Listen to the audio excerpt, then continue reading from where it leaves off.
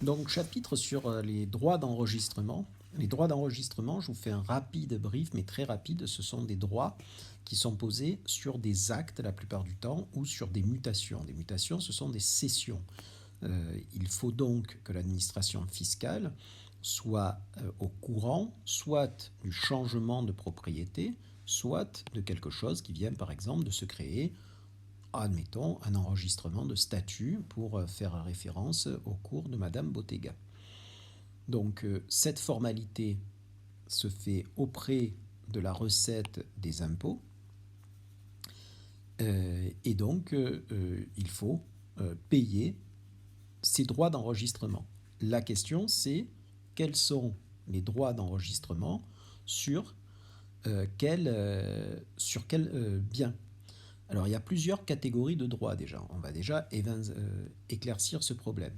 On a certains droits qui sont des droits fixes, donc des droits fixes souvent 125, 375 ou 500 et quelques euros, qui sont des droits sur certains actes. Par exemple, une augmentation de capital, eh bien, c'est un droit fixe. On a ensuite des droits proportionnels en pourcentage de l'acte qui est enregistré. Ça concerne par exemple une vente d'immeubles ou bien une vente de fonds de commerce. Et enfin, des droits progressifs. Alors, droits progressifs, ça veut dire que plus on monte dans la donation, par exemple, si on fait une donation ou une succession, c'est une donation entre vivants, une succession, c'est quand quelqu'un décède et que son héritier ou son héritière succède, donc prend sa succession, prend son héritage. Et bien on a des droits à payer qui sont progressifs. Plus l'héritage est important, plus les montants élevés seront soumis à des droits plus importants, un peu comme l'impôt sur le revenu. C'est ça, progressif. Donc les droits, ça vous devez le savoir, sont toujours à la charge de l'acquéreur, très important. Enfin, on a des actes qui peuvent être soumis à plusieurs droits. Alors si c'est plusieurs droits fixes, on retiendra le droit le plus élevé. Si ce sont plusieurs actes à droit proportionnel, on les cumulera. Si ce sont des droits fixes et des droits proportionnels, on prendra le plus élevé entre le droit fixe ou le droit proportionnel. Donc ça, c'était une rapide mise en perspective des droits d'enregistrement. On va parler des droits d'enregistrement concernant les immeubles pour l'instant et les fonds de commerce ainsi que les droits sociaux. Les droits sociaux, pour ceux qui découvriraient le terme, ce sont des actions par exemple ou des parts sociales. Donc si on est d'abord dans la cession d'un immeuble bâti, on va retomber sur quelque chose dont je vous ai parlé souvent dans l'année, à savoir que si la vente est soumise à la TVA immobilière, eh bien, je vous ai toujours dit, on n'a pas de droit d'enregistrement. Je vous ai un peu menti en fait, on a un taux super réduit de 0,715, donc pas très élevé, autrement dit rien. Si en revanche, la vente n'est pas soumise à TVA immobilière, sauf option, ça c'est ce que vous aviez au DS, vous savez, on peut soumettre à option, si tant est, l'intérêt c'est quand on a un acquéreur qui est assujetti, ça lui fait donc économiser ses droits d'enregistrement.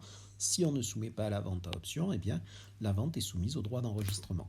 Donc, les droits d'enregistrement, vous allez, tel que je vous connais, me demander combien ils se montent. Eh bien, ils se montent, grosso modo, alors d'abord, ça se partage entre le département, la commune et l'État, et le total des droits dus, donc on a une fourchette, c'est entre 5,09 ou 5,80.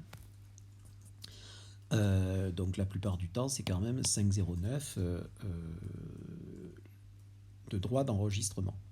Sur, évidemment, on est là sur les immeubles bâtis. Donc, les cessions de fonds de commerce maintenant. Donc, les cessions de fonds de commerce, qu'est-ce qui constitue d'abord un fonds de commerce ?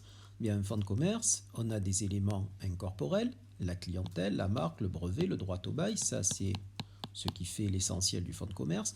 On peut avoir des éléments corporels, matériel, mobilier, des marchandises qui sont cédées, des stocks notamment, des créances et des dettes, elles ne font jamais partie du fonds de commerce. Jamais. Donc le calcul des droits d'enregistrement, ce tableau, vous vous en foutez, puisque vous, ce qui va vous intéresser, c'est uniquement cette ligne. À savoir que si la cession du fonds de commerce est inférieure à 23 000 euros, eh bien on a 0% de droits. Entre 23 000 et 107 000, on a 3%. Entre 107 et 200 000, on a encore 3%. Donc on peut dire qu'entre 23 et 200 000, on a 3%. Et supérieur à 200 000, on a 5%. Un petit exemple, monsieur Landais, commerçant, vend son entreprise, immeuble fonds de commerce, le bien a été évalué à la valeur réelle des éléments suivants, immeuble 300 000 qui a été achevé en N-10, la clientèle 200 000, matériel, etc. Je vous laisse lire l'énoncé, comment cela se calcule.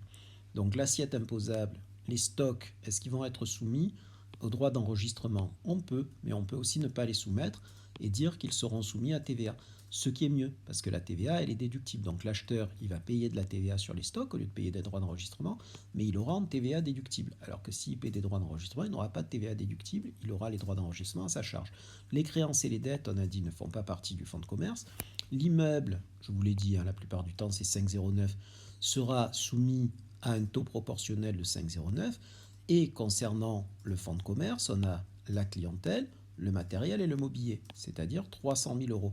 Quels sont les droits dus sur ce fonds de commerce? Jusqu'à 23 000 euros Walou, de 23 000 à 200 000, 3%, et de 200 000 à 500 000, ici on s'arrête à 300 puisque le fonds de commerce est valorisé, 5%, ce qui nous fait un total de 10 310 euros de droits d'enregistrement concernant ici le fonds de commerce uniquement. Il n'y a pas le calcul qui est fait, mais sur l'immeuble, il faut faire ça fois 5,09%. Concernant la cession de droits sociaux maintenant, donc cession de parts sociales, cession d'actions qui peuvent être des actions non cotées la plupart du temps, ou des actions cotées, pourquoi pas. Si on est sur des cessions de parts sociales, on a un droit d'enregistrement de 3%, quelle que soit la nature de l'activité, son régime fiscal. Lorsque la cession porte sur des parts sociales d'une société qui exerce une activité professionnelle, la base d'imposition est diminuée d'un abattement de 23 000 fois le nombre de parts sociales sur le nombre de parts cédées. On va voir un exemple juste après. Pour les actions non cotées, c'est un taux de 0,1 qui est incompressible. Et sur les actions cotées, les cessions d'actions cotées sont soumises au droit d'enregistrement au taux de 0,1 uniquement si c'est une cession qui est constatée dans un acte, c'est-à-dire dans une vente, dans un contrat de vente. C'est possible aussi qu'elle ne soit pas soumise dans un contrat de vente. Donc à faire attention dans l'énoncé. Donc un exemple, Madame Armand détient 60% des parts d'une SARL dont elle est gérante. Le capital contient 10 000 parts qui sont valorisées à 200 euros l'une. Elle vend 20% de ses parts. Donc le nombre de parts cédées, c'est 10 000 fois 60% que détient Madame Armand, fois 20%, c'est le nombre de parts, c'est le nombre de parts de Madame Armand, et elle en vend 20%, soit 1200 parts, soit 12% du capital social. L'assiette imposable est donc de 1200 fois 200, c'est-à-dire la valeur de l'action unitaire, moins 23 000 fois 12%, c'est-à-dire que les 23 000 d'abattement, on ne les prend qu'à due concurrence des parts cédées dans l'entreprise, à savoir, on aura une assiette de 237 240 euros, et cette assiette va être taxée à 3%, ce qui fait 7 117 euros de droits d'enregistrement. Je poursuis cette vidéo dans la suite sur les droits d'enregistrement.